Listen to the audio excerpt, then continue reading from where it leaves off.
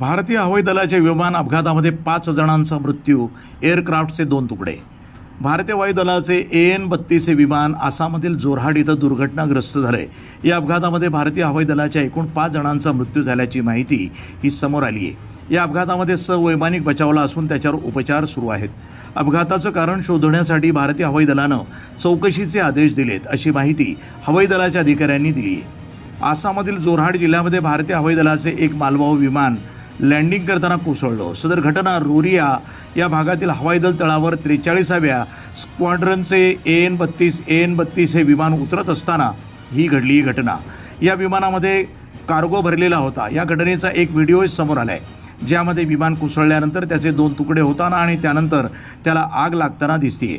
भारतीय हवाई दलानं अपघाताच्या वृत्ताला दुजोरा दिला असून घटनास्थळावरील परिस्थितीचा बारकाईनं आढावा घेतला जात असल्याचं आणि नवीन माहिती समोर येताच तपशील दिले जातील, असं स्पष्ट करण्यात आलं आहे.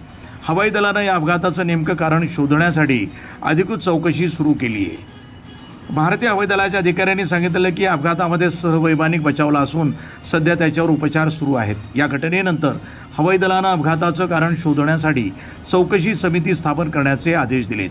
मिळालेल्या माहितीनुसार अपघाताच्या वेळी हे विमान अरुणाचल प्रदेशातनं जोरहाटच्या दिशेनं जात होते.